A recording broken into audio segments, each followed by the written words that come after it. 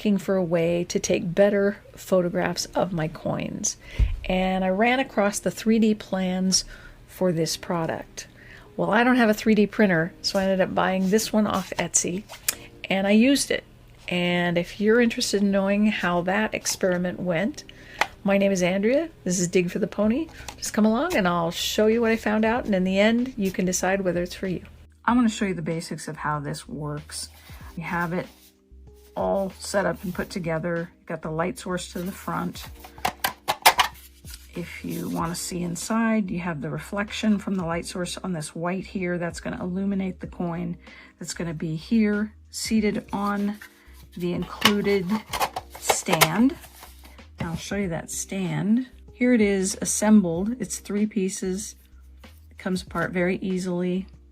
And while it didn't come with directions, it's easy to figure that out. We'll put the coin on the top part of the stand, the narrower part. We'll then very carefully put this over the top of it. That is a 1 3/4 inch square space. Most phones will fit there. This is an older iPhone. I would position the camera like that so it's down on there. I'd see it on the screen and I'd take the image. But I would also have, at the same time I have that iPhone over the top there balancing. Let's pretend this Morgan is my light source. I'm going to move it back just a little bit. And what I want to do, let's show you again, is this area here is where the light's going to be coming in.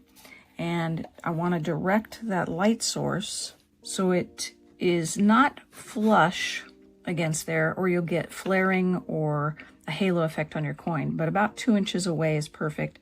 You can also move your light source around, and that will give the coin different dimensions. Taking different photographs that way worked well for me. I will say this, that the stand and the light area, or where the light's going to be coming in, are both at about 2.5 inches off the deck. So moving the coin down lower, I got results. I would suggest you use the stand, or at least bear in mind 2.5 inches high, you're going to get the best images. Whether you lose this stand or not, that's what you need to know.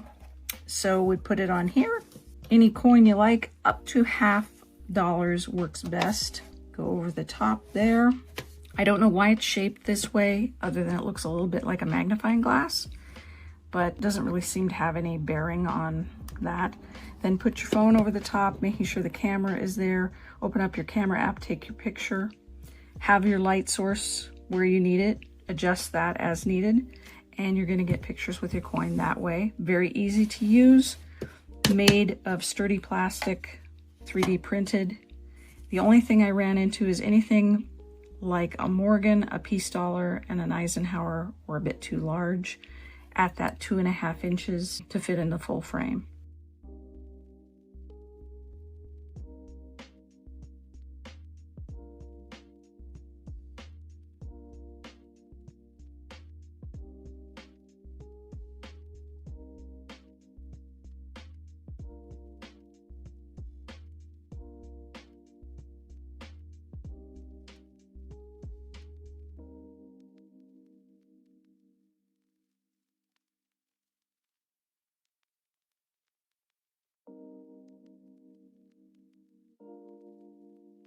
So my conclusion after using this photo box designed by TechNerd, it's a 3D printed device that I used with my iPhone 17, and I was able to capture some good photographs of quarters, nickels, dimes, cents.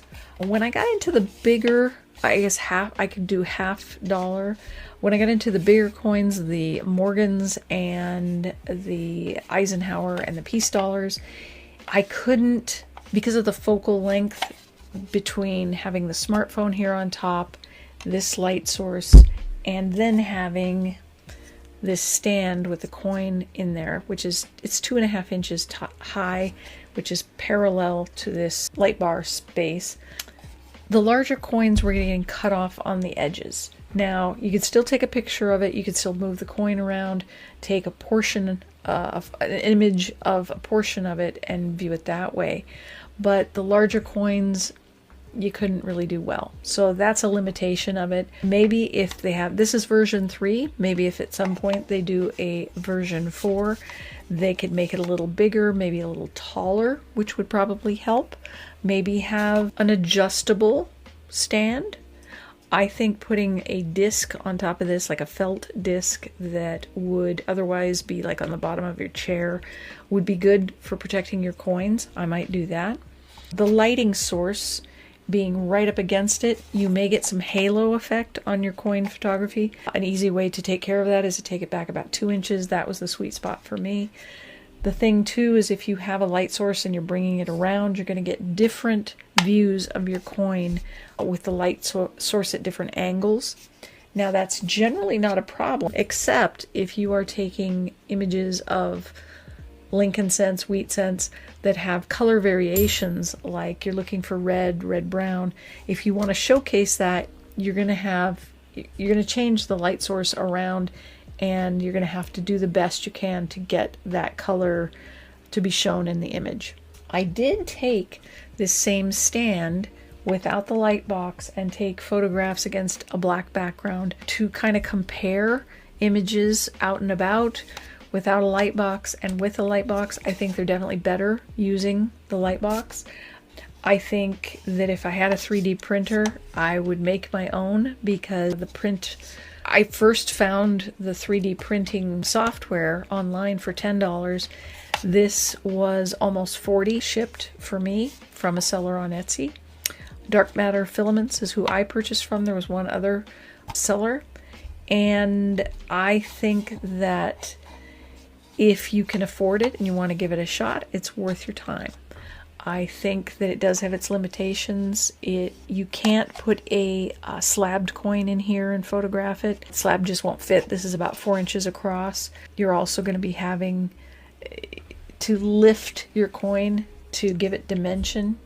This is why this is in there. And because of the light source coming in through this little slit, if you had, say, a coin flat down here, the light source is going to be different. It's going to bounce around. If I open this up, you see where there's a white piece right here, and that light is coming in from the front, bouncing off that, and that's how it's illuminating things. So if it's down at the bottom, it's not going to have the same illumination. But overall, I'm happy with it. I'm going to tag this so that you can go take a look if you want. If you purchase it through the tagged product, I will get a small kickback as an affiliate. But again, I'm not being paid for this. This is my honest review of a product that I purchased with my own money to use and see if it would be worth using as a coin collector. As a beginning collector who wants to also use apps for coin grading, getting more into that, AIlyzer is one that I want to check out, and I wanted good photographs for that, and this is part of why I got this. Whether it'll make a difference, I don't know. I'm going to use some of the photographs I've taken with the light box and some I've taken out and about with no light box, just the light through the window, and see if the app can tell the difference, kind of thing, if it grades differently. That's for another video. But overall, you have to decide whether it's for you. And I think it's a fun tool to have. It may be a little spendy for what it is, but the limitations really are, as I pointed out, being able to put your phone here on top because of the focal length of the macro photography. Anything Eisenhower, Morgan, Peace Dollar, going to be too big, going to get cut off on the edges, but you will be able to then zoom in once you can do one half there and one half the other, and you can zoom in and show the coin that way. You can play with it and see what it works, but it's ideal for everything up to $50. So I hope this has been helpful. My name is Andrea. This is Dig for the Pony. If you find this kind of content helpful, fun, entertaining, please like, share, and subscribe. It helps the channel grow, and thanks for stopping by.